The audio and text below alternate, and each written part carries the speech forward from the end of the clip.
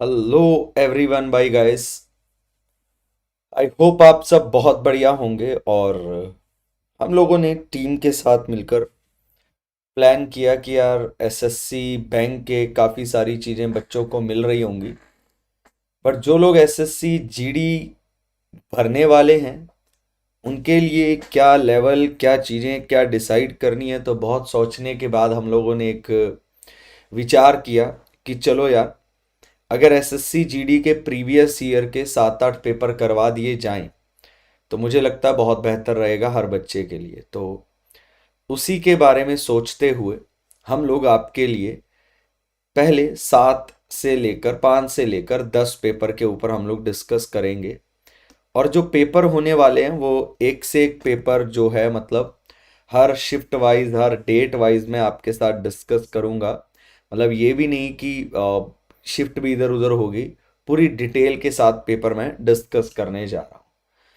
तो वेलकम है आप सबका पहले पेपर में।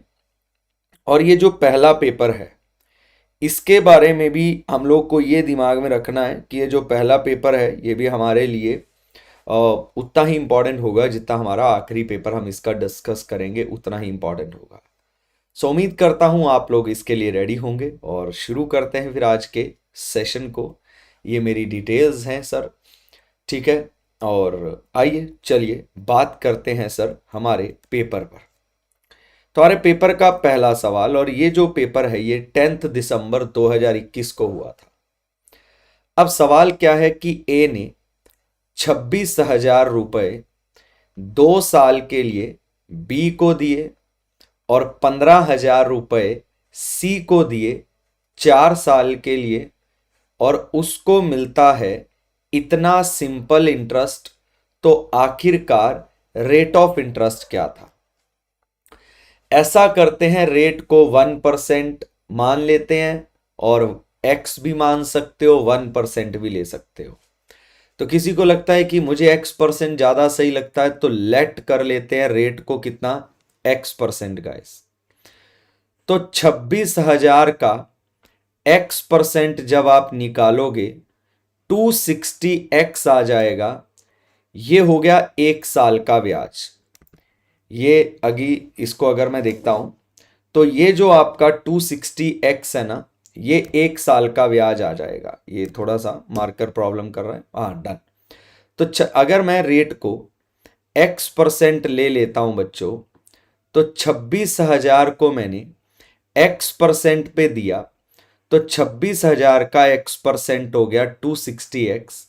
हर साल का सिंपल इंटरेस्ट सेम होता है, तो 2 साल का सिंपल इंटरेस्ट जो है वो 520x हो गया। और 15,000 रुपये सी को दिए 4 साल के लिए, और 15,000 का x% जब आप निकालोगे तो वो 150x हो जाएगा हर साल में। तो 4 साल का कितना हो जाएगा, 600x हो जाएगा। तो टोटल कितना ब्याज कमाया, तो टोटल कमाया 1120x। और टोटल कितना ब्याज कमाया, टोटल कमाया 8960। तो x का वैल्यू कितना आ गया, 8 आ गया। यानी जो आपका रेट ऑफ इंटरेस्ट यानी इंटरेस्ट रेट था वो 8% पर एनम आ गया। तो कितना सिंपल, कितना इजी। मतलब अगर कोई भी बंदा सवालों को करने लगे तो बड़े ही इजी तौर तरीके से अपने हर सवाल को सॉल्व कर सकता है, अगर वो जीडी के तैयारी कर रहा है। मैथ्स तो जीडी में मक्खन की तरह होता है सर, ये समझ लो, ठीक है। चलिए, कहता कि एक आर्टिकल को 60% ज्यादा मार्क किया गया सीपी से। मतलब अगर आप 100 रुपए का लेकर आए थे तो 100 पर 60% ज्यादा मार्क करिए, तो 100 का 60% 60 होता है। यानी अगर सीपी 100 तो एमआरपी 160 हो गया। कहता अगर 20% का प्रॉफिट कमाना है बेचकर तो कितने परसेंट का डिस्काउंट आपको देना पड़ेगा। अगर 20% का प्रॉफिट कमाना है तो कितने परसेंट का डिस्काउंट देना पड़ेगा। देखो, 100 रुपए की चीज पर जो अगर एमआरपी की बात की जाए, ये आई डोंट नो कि आज क्या प्रॉब्लम कर रहा है, बाबूजी मक्खन में थोड़ा सा दिक्कत दे रहे हैं, ठीक है, माफी चाहूंगा। I take care about this from further. चलिए अभी के लिए देखते हैं। 100 रुपए की चीज पर 60% ज्यादा एमआरपी कर दिया, यानी 160 कर दिया। अब अगर आपको 20% का प्रॉफिट कमाना है तो कितने परसेंट का डिस्काउंट आपने दिया? तो 100 रुपए की चीज आप लाए, आपको 20% का प्रॉफिट कमाना है, तो 100 की चीज को कितने का बेचोगे? 120 का बेचोगे अगर 20% का प्रॉफिट कमाना है, ठीक है ना। 100 रुपए की लाए, 60% ज्यादा मार्क कर दिया, 160, उस पे 20% का प्रॉफिट कमाना है, यानी 100 की चीज 120 की बेचनी है। तो आपने कितने का टोटल डिस्काउंट दे दिया? 40 रुपए का, क्योंकि एमआरपी पे डिस्काउंट मिलता है। MRP 160, selling price 120। माफी चाहूंगा भाई, गालियां मत देना, ये क्या प्रॉब्लम आई डोंट नो, मैं इसको चेक जरूर कर लूंगा अभी, ठीक है, थोड़ी देर में। अभी के लिए तो देखना पड़ेगा। तो ये जो 40 का डिस्काउंट मिला, ये किस पे मिला है? 160 पे। तो चेक कर लो, जो 40 है वो 160 का कितना परसेंट है? तो आंसर आ गया 25%। कि अगर आप 25% का डिस्काउंट देते हो तो आपकी बात बन जाएगी, यानी 25% का डिस्काउंट आपको इस पे देना है, या आपने 20% का प्रॉफिट कमाने के लिए इस पे 25% का डिस्काउंट दिया होगा, ठीक है। चलिए आज तो ऐसे ही काम चलेगा, मुझे लगता है। क्या प्रॉब्लम हो गई है आई डोंट नो, अचानक ही इसको कुछ दिक्कत हो गई है। Everything was going good, but अचानक से इसको दिक्कत हो रही है। ये देखो, ये बाबूजी प्रॉब्लम कर रहे हैं। चलो कोई बात नहीं, मैनेज करेंगे आज के लिए। तो आज तो मैं कोई इंतजाम और कर भी नहीं पाऊंगा एकदम से। हाँ हाँ, करो करो, तुम नखरे करो भाई, करो करो, हटो मत, है ना। आज ये हटने नहीं वाला। ठीक है, हट गया थोड़ा सा, नहीं अब भी नहीं हटा। चलिए, 125 आदमी है, ठीक है, 16 दिन में, और डेली 6 घंटे काम करते हैं और एक काम को निपटा लेते हैं। तो ये सोचो जरा कि 25 आदमी जो हैं वो 16 दिन में डेली 6 घंटे काम करते हैं। तो आप सीधा सीधा ये लिख सकते हो कि 25 आदमी जो हैं वो काम करते हैं एक, यार गाइस भाई, I don't know what's going on with this, but थोड़ा सा काम ऐसे चला लेते हैं, क्लास खराब नहीं करते, क्लास कवर ज़रूर करते हैं, ठीक है। आगे हमारे पास टाइम है तो हमें पढ़ लेना चाहिए। सो देखते हैं क्या है, ठीक है। देखो भाई गाइस, मैं आपको वैसे पढ़ाता हूँ। देखिए, 25 आदमी 16 दिन में 6 घंटे काम करते हैं और किसी काम को निपटा लेते हैं। तो 25 आदमी काम को 96 घंटे में कर सकते हैं। 96 समझ आ गया होगा भाई, 16 दिन है और डेली 6 घंटे काम करते हैं, तो 96 घंटे हो गए। तो 25 आदमी 96 घंटे में एक काम को कर सकते हैं। तो कितने आदमी चाहिए अगर वही काम 40 घंटे में करना है? तो बोलो भाई, 1 घंटे में वो काम करने के लिए आदमी कितने चाहिए होंगे?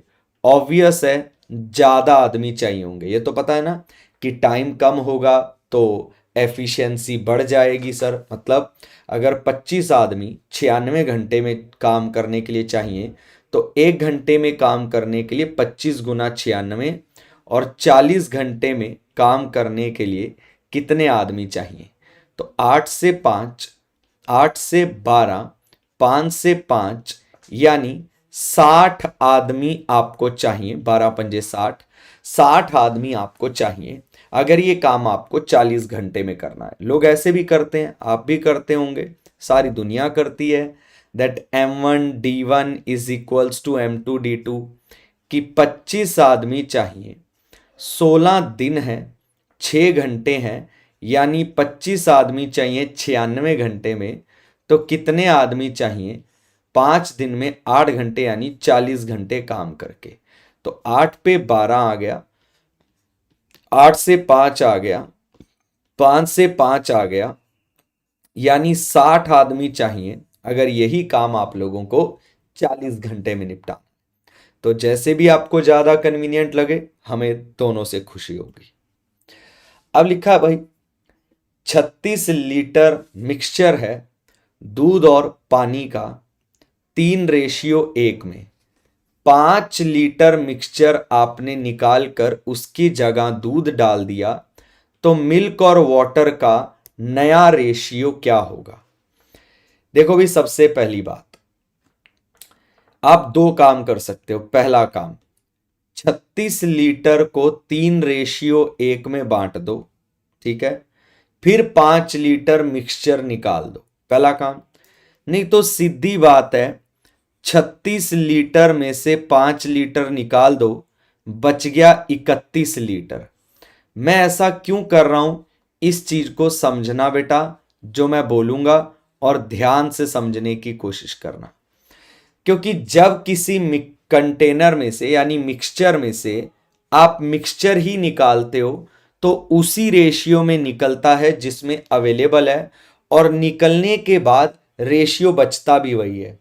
मतलब 36 लीटर में से जो ये 5 लीटर आप निकालोगे ना, ये 3:1 में ही निकलेगा, और निकलने के बाद जो रेशियो है वो 3:1 ही बचेगा। तो निकाल के रख लो पहले ही।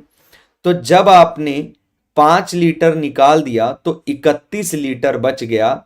अब 31 लीटर को 3:1 में बांट लो। अब जो 31 लीटर है, ये बाबूजी फिर से आ गए अपने, सही सलामत हो गए थे थोड़े से, ठीक है। हम फिर से देखते हैं, बाबा जी का नाम लेके, वाहेगुरु, इज्जत बच जाए, ठीक है, बच गई थोड़ी सी। तो 3:1 है। जब 36 लीटर में से 5 लीटर को निकाल दोगे तो 31 लीटर बचेगा। तो ये 5 लीटर निकाल के भी रेशियो यही बचना है। तो दूध कितना होगा, जिसकी वैल्यू निकालनी है ऊपर, नीचे सबका टोटल, जिसकी वैल्यू निकालनी है ऊपर, नीचे सबका टोटल, और गुणा में 31 लीटर आपको बांटना है। तो दूध आ गया 93/4 लीटर कंटेनर में। पानी कितना होगा, जिसकी वैल्यू निकालनी है ऊपर, नीचे सबका टोटल, और गुणा में 31/4 लीटर आपका पानी आ गया। तो कंटेनर में इतना दूध है, और आपने 5 लीटर मिक्सचर निकाल के 5 लीटर क्या मिला दिया, 5 लीटर आपने दूध मिला दिया। तो कंटेनर में इतना दूध है, और रेशियो कंटेनर में इतना क्या है, पानी है। तो 5 चौके 20, एलसीएम लेके 20, और ये 113/4 रेशियो 31/4।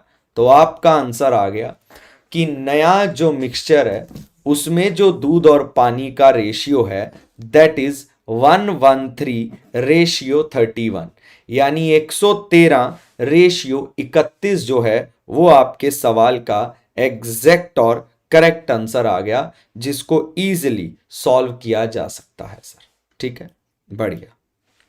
अगला कहता है, एक शॉपकीपर अपनी चीज को 20% ज्यादा मार्क कर देता है, और उसका चौथा हिस्सा वो मार्क प्राइस पे ही बेच देता है, और बाकी का हिस्सा 30% डिस्काउंट पे बेचता है। तो कितने परसेंट का गेन या लॉस हुआ? सबसे पहले 100 रुपए की चीज पे वो एमआरपी जो लगाता है वो 120 लगाता है, 20% ज्यादा। अब इसका चौथा हिस्सा कितने रुपए हुआ? इसका चौथा हिस्सा 30 रुपए हुआ। 30 रुपए की चीज को वो एमआरपी पर ही बेच देता है, मतलब 30 रुपए की चीज को 30 रुपए का ही बेच देगा। अब समझना जरा, 100 रुपए की चीज लाया और उसने बेच दिया, मतलब एमआरपी तय कर दी 130 रुपए। इसका जो चौथा हिस्सा है उसकी एमआरपी 30 रुपए तय की है, और 30 रुपए पे ही बेच दिया, यानी एमआरपी पे ही बेच दिया। 120 में से 30 की चीज बेच दी, बच गई 90। 90 की चीज पे 30% का क्या दिया, डिस्काउंट, किस पे? एमआरपी। यानी 90 की चीज पे 30% का यानी 27 रुपए का डिस्काउंट दे दिया, तो 90 पे 27 का डिस्काउंट दे दिया तो माइनस कर दो 63 का बेच दिया।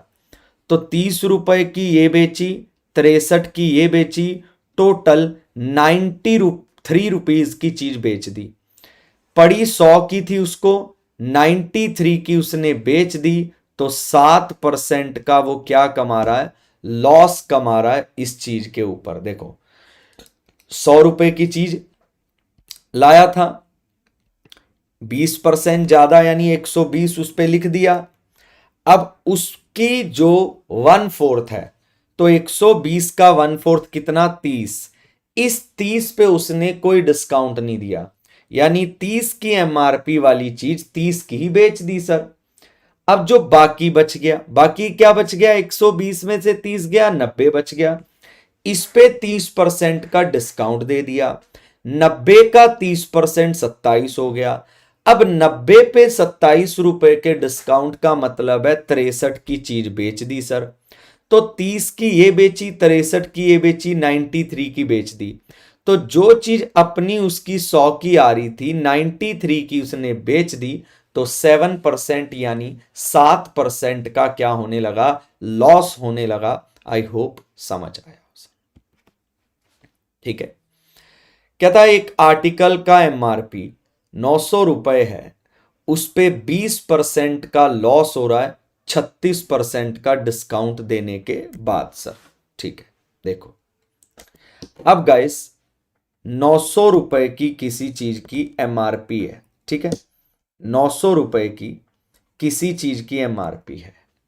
जब आप उस पे डिस्काउंट दोगे, वो भी 36% का, तो सब जानते हैं कि जो आपकी डिस्काउंट है वो एमआरपी पे दिया जाता है। तो 900 पे जब 36% का डिस्काउंट दोगे तो बेची कितने पे, बेची 64% पे। उम्मीद करता हूं ये बात मेरी समझ आई हो आप लोगों को। जब आपकी कोई चीज एमआरपी 900 रुपए की है, उस पे आप 36% का डिस्काउंट दे रहे हो, तो या तो आप 900 का 36% निकाल के 900 में से माइनस कर दो, नहीं तो बहुत सिंपल सी बात है कि 900 पे 36% का डिस्काउंट दे रहे हो, यानी 900 को 64% पे बेच रहे हो, यानी 576 का बेच दिया और 20% का लॉस कमा लिया। अब सोचो लॉस किस पे कमाओगे, सीपी पे कमाओगे। तो 576 का बेचकर 576 पे लॉस नहीं है, सीपी पे लॉस है 20% का। यानी ये जो 576 है, ये जो 576 है, ये आपकी सीपी का 80% हो गया। अगर 576 का बेच के 20% का लॉस है, तो ये जो आपका 576 है, ये आपकी सीपी का 20% हो गया। तो 100% निकाल लो, सीपी क्या थी, 20 से 4, 20 से 5, 4 से इसको कैंसिल कर दो सर। ये मैं इस पे हंसना ही चाह रहा हूं बस। 144 गुना 5, 720 रुपए कॉस्ट प्राइस था आपका। आई डोंट नो गाइज आज इसको क्या हुआ है, आपने पिछली वीडियोस देखी होंगी, कोई ऐसी प्रॉब्लम ये क्रिएट करता नहीं है, बट आज I don't know what's going with it. ठीक है, देखो 900 रुपए की किसी चीज की एमआरपी है, इस पे अगर आप लोगों को 36% का डिस्काउंट दे दें तो आपने 64% पे बेच दी। ये आ गया सेलिंग प्राइस। इतने का बेच के आपको 20% का लॉस हो गया, यानी ये आपकी सीपी का 80% है। तो 100% निकालोगे तो आपकी सीपी आ जाएगी कितने रुपए गाइस भाई, 720 रुपए डांसर। ठीक, चल अब आपको बताना है इन तीनों का एलसीएम। तो एक बात भूलनी नहीं है गलती से भी, कि जब भी फ्रैक्शन का एलसीएम लेते हैं तो ऊपर वाली जो वैल्यू है यानी न्यूमरेटर, उसका लेते हैं एलसीएम, और न्यूमरेटर का एलसीएम इन तीनों का 36 आ गया। और डिनोमिनेटर का लेते हैं HCF, यानी इनमें कॉमन क्या होगा, तीनों प्राइम नंबर है तो इनमें कॉमन 1 होगा, यानी हमारे सवाल का आंसर आ गया 36 यानी 36। जब एलसीएम लेते हैं ना फ्रैक्शन का, तो न्यूमरेटर यानी अंश यानी ऊपर वाली चीजों का तो एलसीएम ले लेते हैं और नीचे वाली चीजों का HCF ले लेते हैं। तो ऊपर वाली चीजों का जो एलसीएम है वो 36 आ गया और इनका जो HCF है यानी इनमें जो कॉमन है वो 1 आ गया, यानी आंसर 36। अब लिखा 30% of x minus y is equal to 20 of x plus y, या तो शायद ये 20% रहा होगा, तो I am not sure, doubtful है, तो इसको छोड़ते हैं। If the perimeter of rectangle is 50 centimetre और उसका डायमीटर 23 सेंटीमीटर है डायगोनल, तो what is the area of rectangle. ये एक रेक्टेंगल है जिसका डायमीटर क्या दे रखा है, 23 दे रखा है। आपको पता है रेक्टेंगल का पेरीमीटर होता है 2 इंटू एल प्लस बी, और ये 50 दे रखा है, तो बेटा एल प्लस बी कितना आ गया, 25 आ गया। यानी ये लंबाई है ये चौड़ाई है, मिलकर 25 होगा सर, लंबाई और चौड़ाई। लेंथ हमेशा ब्रेड्थ से बड़ी होती है यानी ज़्यादा होती है, ये भी मैं उम्मीद करता हूं कि आप बिल्कुल भी नहीं भूलेंगे कि लेंथ हमेशा ब्रेड्थ से ज़्यादा होती है यानी लंबाई चौड़ाई से ज़्यादा होती है सर। ठीक है, अब गाइज पाइथागोरस नाम की चीज एक आपने जरूर सुनी होगी अपनी लाइफ में। भाई एक पाइथागोरस नाम की चीज होती है, वो मुझे तो उम्मीद है कि आपने जरूर सुनी होगी सर। पाइथागोरस में क्या होता है कि अगर आपने ब्रेड्थ को x ले लिया तो दोनों लेंथ प्लस ब्रेड्थ 25 है, तो आपकी लेंथ हो गई 25 माइनस एक्स। ठीक है ना भाई, अगर आपकी लेंथ प्लस ब्रेड्थ 25x है और लेंथ अगर मैंने ब्रेड्थ x ले ली तो लेंथ 25 माइनस कितनी x हो जाएगी। एक तो आप ये तरीका लगाएं, दूसरा तरीका आप लोग जो इस पे लगा सकते हैं दैट इज क्या, ट्रिपलेट। अगर आपको ट्रिपलेट्स बनाने आते हैं तो आप लोगों को इस चीज को डायरेक्ट सोचने में भी कोई बहुत ज्यादा दिक्कत नहीं होगी सर। बट अगर आप लोगों को ट्रिपलेट्स बनाने नहीं आते तो फिर आपको सोचने का कोई खास तरीका आपके पास बचेगा नहीं। वही नॉर्मल तरीका जो इंसान सोच सकता है वही आप लोग यहाँ पे लगा सकते हो। ठीक है, फिर आपके पास कोई खास तरीका नहीं बचता इसको करने का सर। ठीक है, सो अगर मैं ट्रिपलेट्स की बात करूंगा वो बाद में आते हैं। पाइथागोरस, पाइथागोरस में आप लोग क्या करोगे, आप लोग ये जो मतलब 90 डिग्री का एंगल है यहाँ पर, अगर इस हिसाब से चलते हैं तो आप अपनी हाइट का स्क्वायर करोगे करोगे सर, आप अपनी ये बेस का स्क्वायर करोगे सर, और बराबर में डायगोनल का स्क्वायर। पाइथागोरस तो राइट एंगल ट्रायंगल में पढ़ी होगी ना, सबने पढ़ी होगी कि राइट एंगल ट्रायंगल। तो अब ये राइट एंगल ट्रायंगल ले लो या ये वाली ले लो, बात तो एक है सर। ठीक है, चाहे ये वाली ले लो, डायगोनल ऐसे लगा लो, इसलिए मैंने आपको जस्ट बताया। तो भाई ये लेंथ यानी ये ट्रायंगल अगर ले लें तो ये बेस का स्क्वायर, ये हाइट का स्क्वायर, और विकर्ण यानी हाइपोटेनस यानी डायगोनल का स्क्वायर।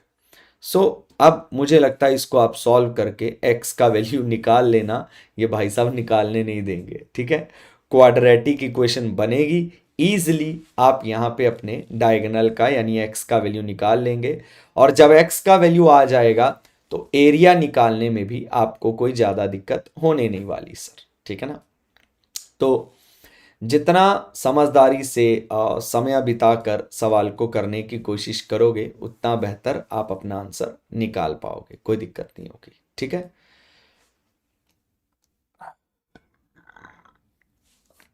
चलिए आगे बढ़ते हैं। राइट सर्कुलर सिलेंडर का वॉल्यूम बताओ। लिखा है whose area of the base is 40 and the height is 7 centimetre. देखिए राइट सर्कुलर सिलेंडर जिसके बेस का एरिया, बेस यानी ये बेस पे इसके सर्कल है, तो सर्कल का एरिया होता है पाई आर स्क्वायर, जो कि आपको 40 दे रखा है, और इसका वॉल्यूम होता है पाई आर स्क्वायर एच। एच आपको दे रखा है, हाँ जी दे रखा है, बिल्कुल सही। क्या आर आपको दे रखा है? नहीं दे रखा। तो आर का वैल्यू आ जाएगा 40 बाय पाई, आर स्क्वायर का वैल्यू, सॉरी, ठीक है। आर स्क्वायर ही आपको चाहिए और वही आपके पास निकल कर आ गया। समझ आ गई बात के नहीं आ गई? देखो, इसके राइट सर्कुलर सिलेंडर के बेस में क्या होता है, इसके बेस में ये सर्कल होता है। सर्कल का एरिया यानी बेस का एरिया आपको दे रखा है, तो बेस का एरिया आपको 40 दे रखा है। यानी बच्चों ये हो गया कि पाई आर स्क्वायर बराबर 40, आर स्क्वायर की वैल्यू आ गई, यहां पे पुट कर दो सर। वॉल्यूम निकालना है, आर स्क्वायर की वैल्यू आपके पास दे रखी है सर, और फटाफट से जब आप इसका वॉल्यूम निकालोगे तो 280 सेंटीमीटर क्यूब इसका जो है वॉल्यूम आ जाएगा।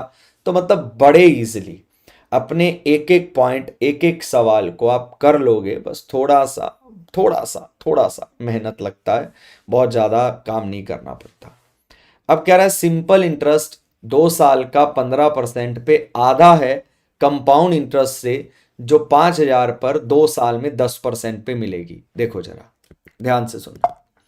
देखो भाई, इसको ये बाबूजी चल पड़े। हाँ, पहले साल का ब्याज 10%, अगले साल का भी 10, और 10 का 10 1%, क्योंकि कंपाउंड इंटरेस्ट में पिछले ब्याज पे भी ब्याज मिलेगी। तो 2 साल का कंपाउंड इंटरेस्ट 21% होगा अगर सालाना 10 है। ये 21% किस पे मिलेगा? 5,000।